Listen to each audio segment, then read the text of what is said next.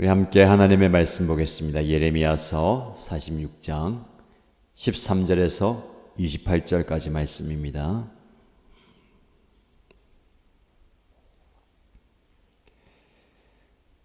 오늘 저와 여러분들이 함께 묵상할 말씀은 예레미야서 46장 13절에서 28절까지 말씀입니다. 함께 읽겠습니다. 주님께서 예언자 예레미야에게 바빌로니아 왕 느부갓네살이 이집트 땅을 치려고 올 것을 말씀하셨다. 너희는 믹돌에서 외치고 멤피스와 다바네스에서도 외쳐서 온 이집트에 알려라. 너희는 이렇게 전하여라. 너희는 어서 방어태세를 갖추어라. 사방에서 전쟁이 일어나서 너를 삼킬 것이다 하여라. 어찌하여 너의 힘센 황소가 거꾸러졌느냐? 주님께서 그를 메어 쳤기 때문에 그가 서서 견딜 수가 없었다. 너희의 많은 군인들이 비틀거리고 쓰러져 죽으면서 서로 말하기를 어서 일어나서 우리 민족에게로 돌아가자. 이 무서운 전쟁을 피하여 우리의 고향 땅으로 돌아가자 하였다. 이제는 이집트 왕 바로를 기회를 놓친 떠버리라고 불러라. 나는 왕이다.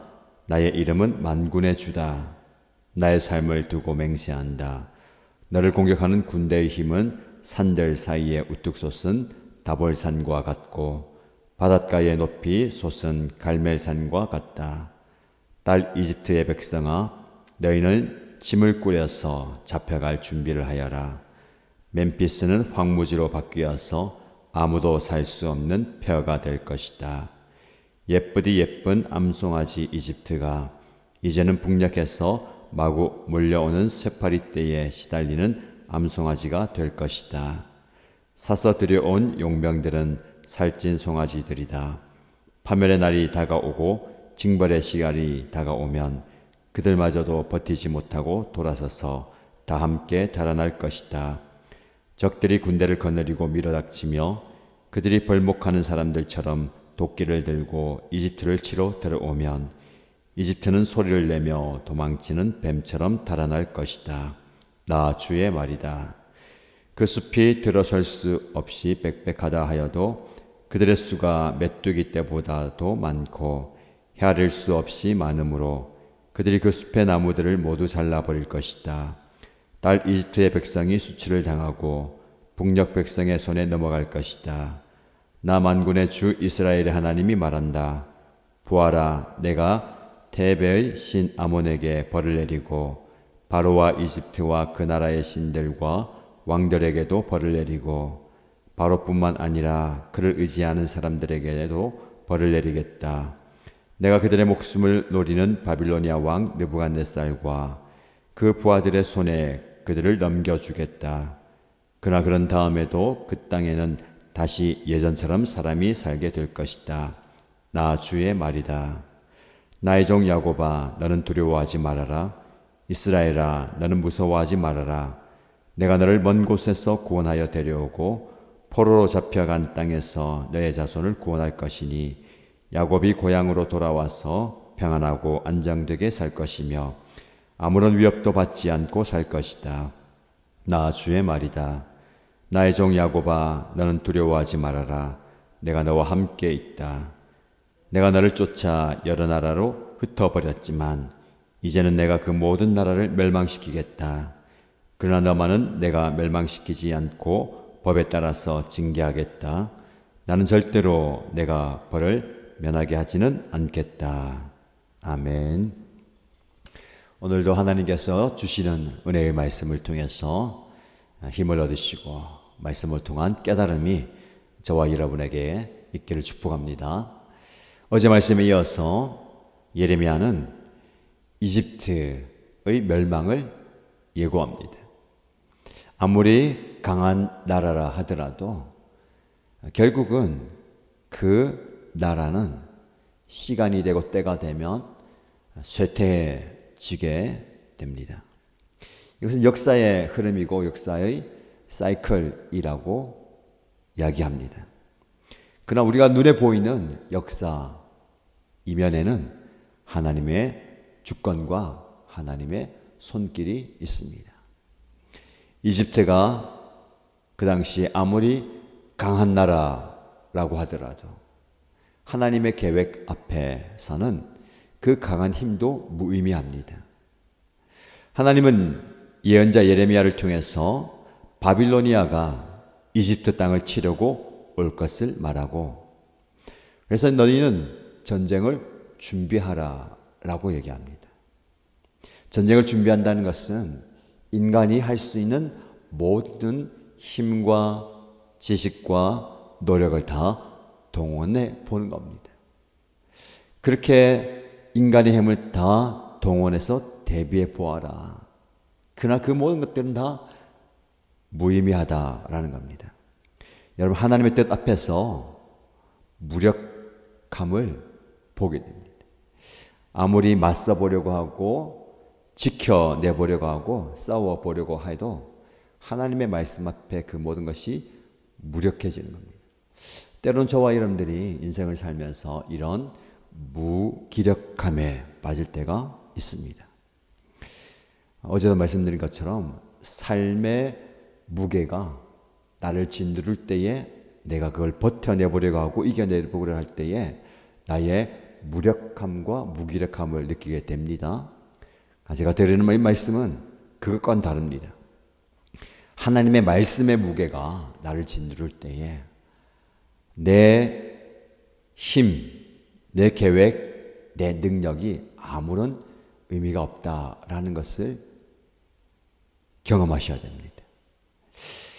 예언자들, 선지자들, 하나님의 말씀과 사명을 받은 자들은 그걸 느낍니다.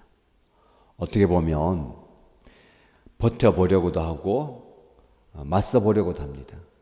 말씀이 주어질 때에 요나처럼 도망가 보려고도 합니다. 하나님, 제가 어떻게 하겠습니까?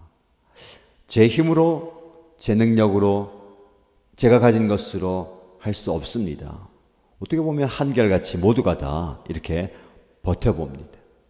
그러나 말씀이 그를 사로잡을 때에 무기력함과 무력함이 다 드러나고 완전히 비워지는 거예요. 그릇에 무언가를 채울 때에 쓸모없는 것은 비워버리지 않습니까? 이런 비우는 작업. 우리는 그걸 붙들려고 합니다. 하나, 이게 없으면 할 수 없어요. 이거라도 있어야 할 수 있습니다. 그래서 하나님은 그거 다 쓸모없다, 그거 다 무의미하다라고 비우는 작업이에요. 유다 백성들도 마찬가지입니다. 하나님은 징계를 내리시잖아요. 심판하시잖아요. 왜 그렇습니까? 지금까지 그들 붙들고 있는 생각, 세계관, 지식, 전통, 힘을 다 비우는 겁니다. 그리고 다시 새롭게 하나님으로 채우는 과정입니다. 근데 유다 백성들은 끝까지 그걸 붙듭니다.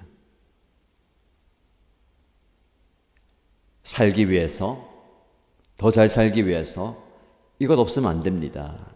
마지막 희망이라는 거 있잖아요. 끝까지 붙들어야 되는 그거. 그러나 그것도 쓸모없다라는 겁니다. 이집트가 그랬죠. 하나님께서는 때로는 유다 백성들 주변에 있는 나라들을 사용하셔서 깨닫게 하시고 징계하시죠. 이집트도 하나님의 손에 붙들려 있을 때 강한 겁니다. 그들이 잘해서가 아니고 하나님이 사용하시는 거예요. 역사를 볼 때에 하나님이 그 한 나라 그리고 왕 사람들을 사용하실 때 강하는 겁니다.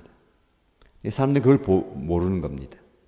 눈에 보이는 강함만 보고 있는 거예요. 눈에 보이는 그 강력한 것, 무기, 군사, 힘을 보는 겁니다. 역사의 전면에는 강자가 보이게 마련입니다. 강자가 약자를 짓누르고 이기는 거예요. 그러나 그 이면에는 진정한 주권자 하나님 있음을 보셔야 됩니다. 하나님께 붙들린 자가 강한 자가 되는 겁니다. 하나님께 그 손을 놓으면 망하게 되는 거예요. 이집트도 이제 하나님께서 붙들었던 그 손을 놓으시는 겁니다. 그런데 유다 백성들은 그걸 보지 못하고 여전히 이집트가 우리를 구원해 줄 구원자라고 생각하면서 거기에 시선을 뺏기고 마음을 뺏기고 기대고 있습니다. 오늘 본문의 말씀에 보면 너는 어서 방어태세를 갖추고 전쟁 준비를 해라. 너희가 할 수 있는 모든 것 다 동원해 보아라. 그러나 어떻게 됩니까? 결론은 힘센 황소가 거꾸러지고 많은 용병들이 있었지만 다 도망갈 것이다. 그리고 자랑스럽게 붙들었던 그 모든 강력한 도시들은 무너지게 될 것이다 라고 말씀합니다. 하나님의 손에 넘어간다라는 겁니다. 역사의 균형이 이제 완전히 바빌로니아로 넘어가는 겁니다. 하나님께서 바빌로니아를 붙들어서 사용하시는 거죠. 지금 우리에게 적용하는 말씀은 어떻게 적용할 수 있겠습니까?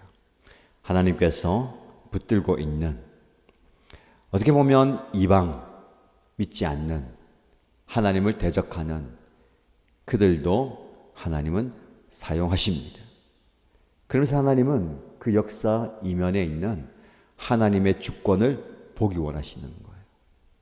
조금 더 구체적으로 적용한다면 내 삶의 주변에 일어나는 모든 일들을 통해서 하나님은 우리가 하나님께 시선을 두고 마음을 두기를 원하십니다. 우리는 끝까지 무언가를 붙들어야 됩니다.